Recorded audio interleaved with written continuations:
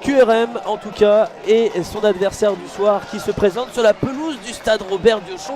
Et une question qui nous taraude, est-ce que QRM peut vraiment se maintenir en maintenant cette cadence à domicile? On le rappelle, une seule victoire, on espère en tout cas relancer la machine à Diochon face à un adversaire peut-être plus prenable que Dijon, plus prenable que Sochaux, mais peut-être aussi un adversaire piège parce que le VAFC va beaucoup mieux depuis l'arrivée des intérimaires Pierre Blois et Rudy Mater.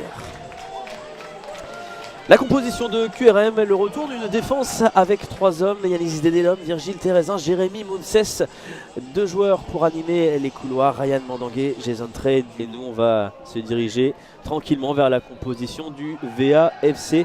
Le changement notable dans cette composition, ça va être le retour d'El Hadari, tout simplement, qui était en sélection.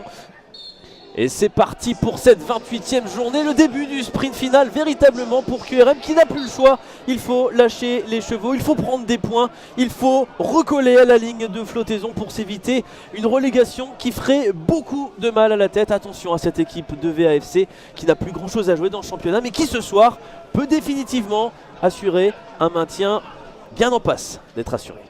Pour Jason Trey, mais il a bien fait, il était serein. Bouneb dans la profondeur, le ballon est intéressant pour l'ancien Valenciennois qui va se retrouver au sol. Le penalty qui va être sifflé par Monsieur Chapapria sur ce ballon en profondeur. Toujours décisif à chaque match, va-t-il l'être aujourd'hui? L'opportunité peut-être de faire barrage à Jordan Lebong qui pourrait faire fructifier en tout cas le courage de QRM dans ce début de match. Et Jordan Lebong qui met Quevilly-Rouen Métropole sur la bonne voie. Jordan Lebong qui peut célébrer avec son public l'ancien Canet qui permet au sang et or normand de mener 1-0. Non mais c'est vrai que ça fait du bien et c'est important, mais c'est des moments comme ça dans la saison où je pense que ça s'équilibre pour tout le monde. Mais le danger qui peut vite revenir sur ce centre de Brian Passy sur la tête directement de Gaëtan Courtet et ses partenaires. Ah oui, jolie cette passe dans la surface de réparation pour Stredaï Rapua. Gaëtan Courtet qui s'efface avec la possibilité pour El Hadari au point de pénalty. Darmin frappe, ce ne sera pas le cas. La belle passe de Sakalou Niakate et le dragster Mandangué qui est en train de faire très mal à la défense avec Mandangué qui va oublier Capo Silva plein axe. Il a essayé d'y aller seul, le joueur passé par Auxerre. Ryan Mandangué qui trouve le petit filet extérieur. Ouais, il a été, à mon avis, Mandangué, il a manqué de lucidité dans la prise d'information et dans son choix. Et à nouveau l'offensive du VAFC. Si Diomandé réussit son contrôle, ce qui est fait, ça peut être très dangereux. Le voilà qui réussit à effacer son vis-à-vis avec ce centre-tir. C'est peut-être pas forcément la bonne surface de pied qu'il a été cherché. Je joue la carte de la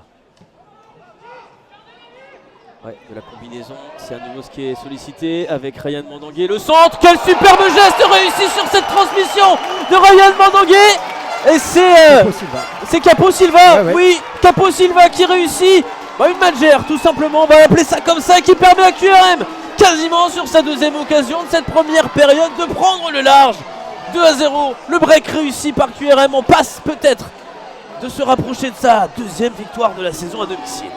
Et on va en rester là, 2-0 pour QRM, efficacité maximale, le VAFC peu payé, mal payé par ses efforts et sa maîtrise, mais le VAFC trop peu dangereux pour exister dans cette première période ici à Diochon. Thibaut Maréchal lui est toujours sur le terrain avec Charles Haby qui va tout de suite être alerté derrière. Quel sauvetage de la défense de QRM. C'est la saison des pluies. C'est la saison des pluies en Normandie. Alors peut-être au Kirghizistan. Le ballon sur le côté gauche, Alexis Koum qui a un temps d'avance, le centre du gauche, Gaëtan Courtet qui va avoir l'occasion de se rattraper derrière la sortie d'Ouparine Djoko, le sacrifice. Grosse situation à nouveau pour les nordistes qui ne sont pas morts dans ce match, bien au contraire. Ce début de deuxième période qui fait trembler QRM jusqu'à la moelle.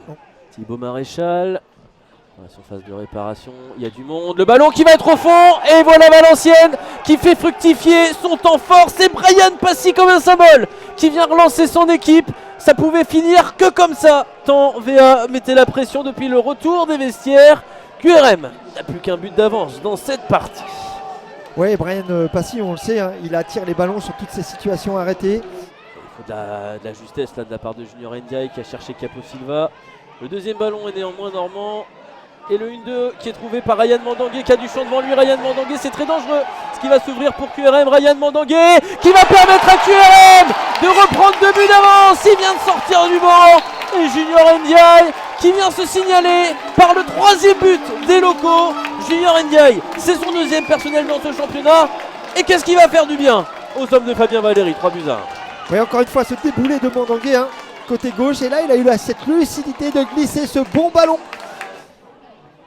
Déjà qu'il y a Oparin Djoko qui tire un peu là, il a comme on dit vulgairement, il a l'adducteur qui siffle.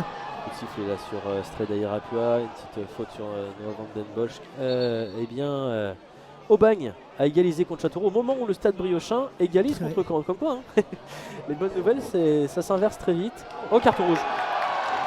Carton rouge pour... Non, c'est pour Apua. Parce qu'il il est ouvert. Ah oui, d'accord, je pense.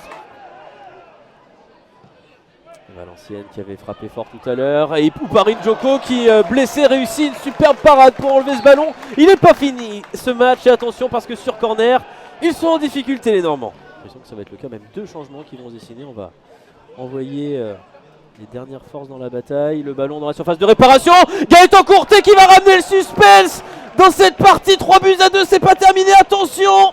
Attention à QRM de ne pas voir tout s'effondrer puisque le vétéran, avec son 6e but de la saison, venu un petit peu de nulle part, on va bien se l'avouer, ramène Valenciennes à un but.